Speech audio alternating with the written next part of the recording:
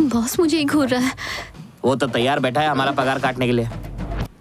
यार बाला, वो आएगा कि नहीं आएगा? अरे वो पक्का आएगा।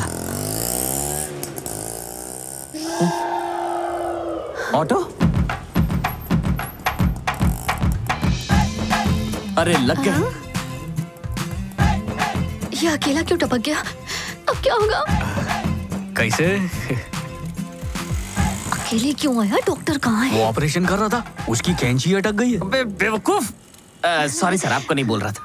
एक घंटा दूंगी तुझे। साला अकेले क्यों आया तू? जब तक उसकी कैंची निकलती है मेरे को ले चलो। वैसे भी मोहल्ले में सबकी मिमिक्री करता हूँ मैं, डॉक्टर की भी कर दूंगा। अच्छा तो किसी की करके दिखाना। हाँ, पुष्पा नाम सुन के फ्लावर समझी क्या? फायर भाई। ये रेडियो नहीं, टीवी शो है। सारी पोल खुल जाएगी। सर। Hello sir. डॉक्टर आनंद, कॉन्फ्रेंस में आपने सच में कमाल की स्पीच दी थी। Thank you. आपने हमारे लिए इतना कीमती वक्त निकाला और हमारे चैनल के लिए इतना एक्सक्लूसिव इंटरव्यू दे रहे हैं, इसलिए thank you so much. Thank you very much. It's hours. Interview के लिए आप इतनी जल्दी मान कैसे गए? आप लंबी फेंकेगा। जिस तरह इन्होंने मुझे इनवाइट किया वैसे आज तक किसी ने नहीं किया। इन्होंने बहुत ही प्यार और इज्जत से बुलाया, इसलिए मना नहीं कर पाया, मुझे आना ही पड़ा। अंदर चले पोटी। Ready? Lights on, camera rolling, action.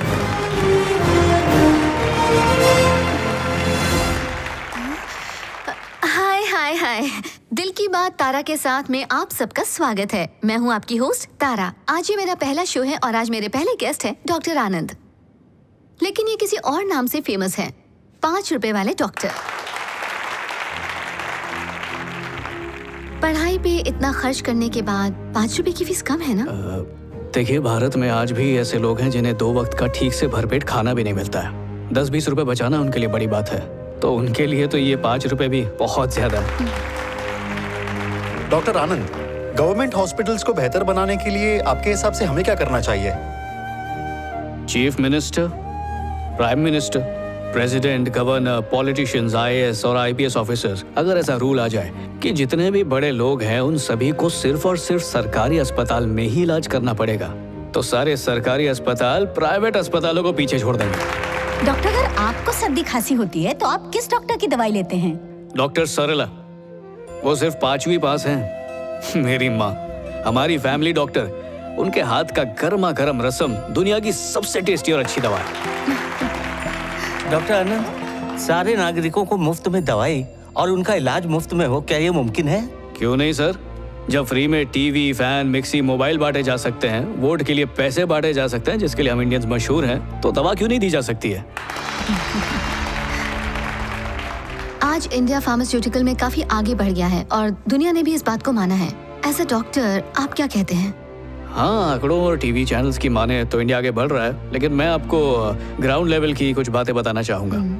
दुनिया के 34 देशों में जो बड़े बड़े नामचीन डॉक्टर्स हैं वो सारे के सारे डॉक्टर्स इंडियंस हैं। और वहीं दूसरी तरफ अपने ही देश के लोगों को सही इलाज और दवाई देने के मामले में दुनिया में 112वें नंबर पर हैं। इंडिया के सारे डॉक्टर्स में से 57% डॉक्टर्स फर्जी हैं, उनके पास कोई डिग्री नहीं है। पता है हर साल इंडिया में कितने लोगों का गलत इलाज किया जाता है? 52 लाख। 130 करोड़ की आबादी वाले इस देश में अगर सिर्फ 130 लोगों को सही इलाज मिल रहा है तो मैं नहीं मानता कि ये कोई तरक्की है। हम रोज स्कैम के बारे में सुनते हैं, आपके हिसाब से मेडिकल में स्कैम कौन सा है? Medical checkup. आप में से कितने लोगों को कोई बीमारी नहीं है? हाथ उठाइए। एक बार अपना मेडिकल चेकअप जरूर करवाइए, इतनी बीमारियां निकलेंगी कि हैरान हो जाएंगे। हाथ नीचे कर लीजिए, नीचे करिए। आप जैसे स्वस्थ लोगों को बीमार बनाने के लिए कॉर्पोरेट हॉस्पिटल्स का ये सबसे बड़ा रैकेट है मेडिकल चेकअप। एक मिनट, मैं हूं डॉक्टर सतीश वर्मा और मैं आपकी इस बात से बिल्कुल सहमत नहीं हूं। आप डॉक्टरों पर गलत इल्जाम लगा रहे हैं। एक डॉक्टर बेईमान हो तो क्या सारे डॉक्टर्स बेईमान हो गए? बिल्कुल भी नहीं, लेकिन 100 अच्छे डॉक्टर्स के बीच में 10 ऐसे डॉक्टर्स जरूर होते हैं जो मेडिसिन को सिर्फ और सिर्फ पैसा कमाने का जरिया मानते हैं। और मेरी ये बात सुन के सिर्फ उन्हीं डॉक्टर्स को गुस्सा आता है। आपको गुस्सा आ रहा है? नहीं, मैं ऐसा नहीं। सही बोला। डॉक्टर, आपने अब तक शादी क्यों नहीं की? पहली वजह तो मेरा सपना अब तक पूरा नहीं हुआ है, और दूसरी वजह यह कि 5 रुपए के डॉक्टर से कौन शादी करेगा। मगर किसी का दिल अगर मुझ पे आ गया हो तो मुझसे कह सकती है, मैं उससे जरूर शादी कर लूंगा। मैं आपके लिए लड़की जरूर ढूंढूंगी। अब मेरा आखिरी सवाल आपसे, आपका सपना क्या है डॉक्टर? सबका मुफ्त में इलाज हो, बिना किसी भेदभाव के। मेरा बस यही सपना है।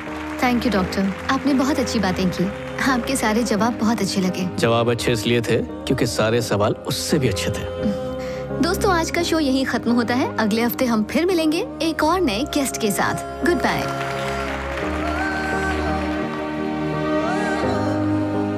Nice interview. Bye bye. एक घोंचू, कोने में आ, जरा बात करनी है। मरीजा इंतजार कर रहे हैं मेरा। टाइम नको। रूह अफ़ज़ा पिलाऊंगी तुझे मुफ्त में।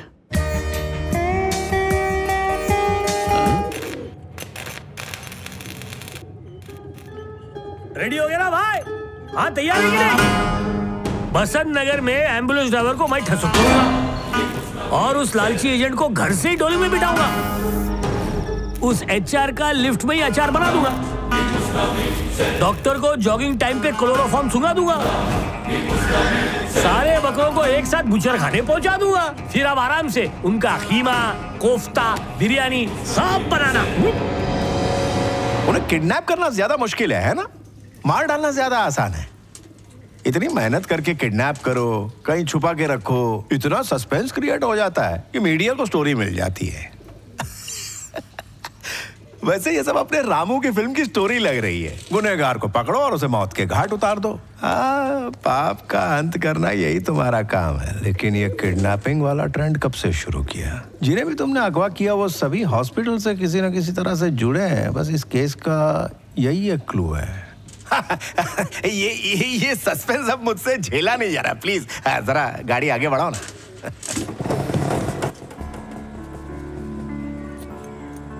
पूजा, हाँ हाँ, आ रही हूँ बाबा। हाय रश्मि, सब ले लिया ना? हाँ, सब ले लिया। ठीक है।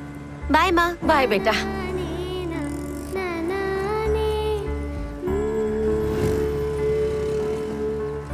बाय बाबा। कुछ भूली तो नहीं? अरे हाँ, मैं तो भूल ही गई। पूरे दिन आपकी अच्छी बोनी है। अच्छा सुनो, मैंने सुना है स्कूल वाले पिकनिक ले जा रहे हैं। हाँ बाबा, स्कूल वाले हमें पिकनिक ले जा रहे हैं, पर मैं नहीं जा रही हूँ। एक दिन का वो लोग 200 रुपया मांग रहे हैं। इतना फालतू का खर्चा क्यों करना? घर पर रहकर मैं माँ के काम में हाथ बटाऊंगी और मेरे सारे दोस्तों के साथ उस दिन खूब खेलूंगी। मजा आएगा। पहले से ही आपके ऊपर मेरी पढ़ाई का खर्चा है, ऐसे में और खर्चा क्यों बढ़ाऊं? तेरे लिए तो कमाता हूँ मैं। ये ले, ये पैसे टीचर को देके लिस्ट में अपना नाम लिखवा लेना। नहीं बाबा, रहने दीजिए। अरे रखना, मैं थोड़ा और काम करके इससे ज्यादा पैसे कमा लूंगा। ठीक है? बाय बाबा। बाय बेटा।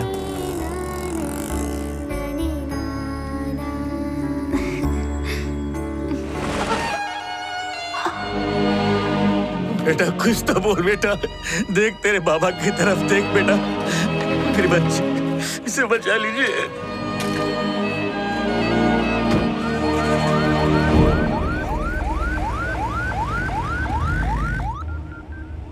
तेरे को 20% मिल जाएगा। चल निकल।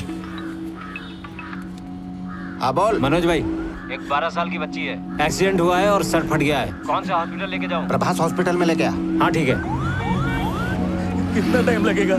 जल्दी पहुंच जाएंगे, बस उसका सर पकड़ के रखिए। मेरी बच्ची, इसका तो खून ही नहीं रुक रहा। अस्पताल तो पीछे छूट गया भैया। सरकारी हॉस्पिटल में जाना है। एक्सीडेंट केस में ये किसी काम के नहीं होते। पूरा दिन फॉर्म भरने में लगा देंगे। बच्चे की जान प्यारी है या नहीं?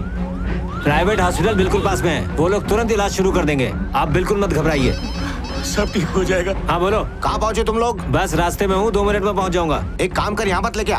फालतू हॉस्पिटल है, 10-15% के ऊपर कोई बात नहीं करता इधर। कार्तिक हॉस्पिटल लेके आजा, बात हो चुकी है मेरी। 25% देंगे। खाली 5 किलोमीटर दूर है, 10 मिनट में पहुँच जाएगा। लेकिन वो लड़की उससे पहले मर तो नहीं जाएगी? नहीं मरेगी। तो जल्दी लेके आना उसे। डेड बॉडी लाया ना तो अपने को फूटी कौड़ी नहीं मिलेगी। हाँ समझ गया, मैं अभी आता हूँ। ठीक है मनोज, 25 नहीं 30% दूंगा। हेड इंजरी ट्रॉमा केस है। डॉक्टर मयूर यादव को बुला लो। ऑपरेशन थिएटर खुलवाओ। सिस्टर, मेन गेट के पास स्ट्रेचर रखवा दो। 5 मिनट में एम्बुलेंस आएगी।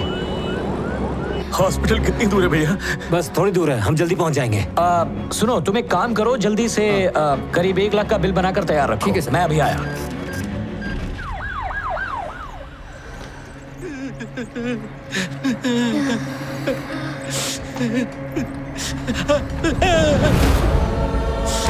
सुनिए सर, देखिए ऐसे केसेस के लिए हमारा हॉस्पिटल बेस्ट है। बच्ची को हम कैसे भी बचा लेंगे, आप जरा भी चिंता मत कीजिए, हम है ना।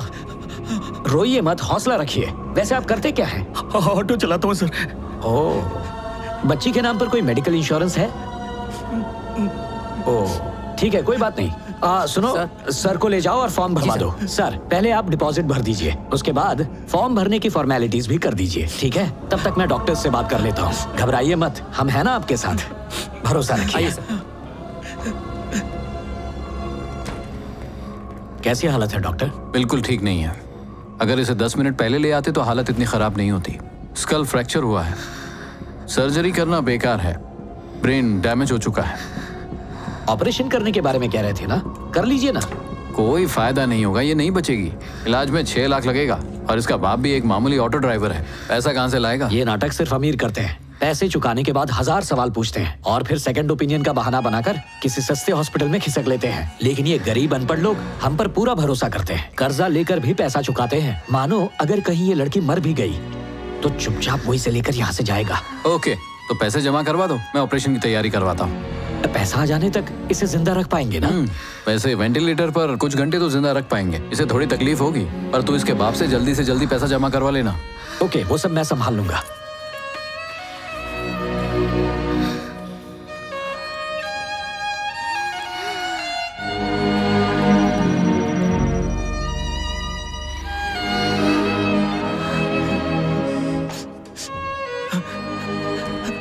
घबराइए मत, डॉक्टर ने कहा है ऑपरेशन करना पड़ेगा, वो ठीक हो जाएगी। हाँ, पर उसके बिना मुश्किल है। रोइए मत, ऑपरेशन में सिर्फ 6 लाख लगेंगे। मैं समझता हूँ आपके लिए ज्यादा है और आप चाहें तो लड़की को लेकर किसी सरकारी अस्पताल में जा सकते हैं, पर वहां वो बचेगी या नहीं कहा नहीं जा सकता। अब मर्जी आपकी है। क्या मैं अपनी बच्ची को देख सकता हूँ? हाँ, आइए ना मेरे साथ।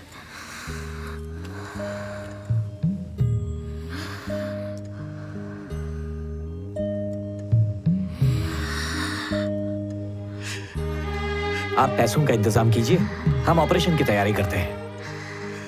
बचाइए बाबा, बचाइए बाबा।